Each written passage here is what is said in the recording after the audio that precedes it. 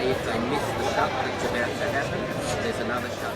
Austmine 2019, been a great experience for us to showcase our product.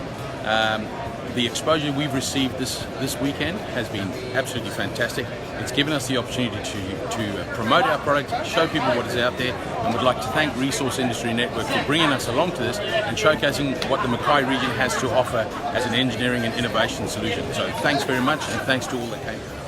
Hi, we've had a great time here at Austmine, and been speaking to quite a number of our major suppliers around the country, as well as people from Russia, India, Peru. This has been great, especially being on the stand with a number of other players from Mackay. It certainly attracts people to the stand because we're representing the region, and it's awesome.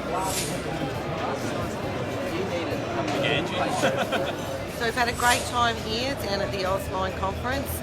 Certainly recommend doing this with the Resource Industry Network. We've met some great miners this week.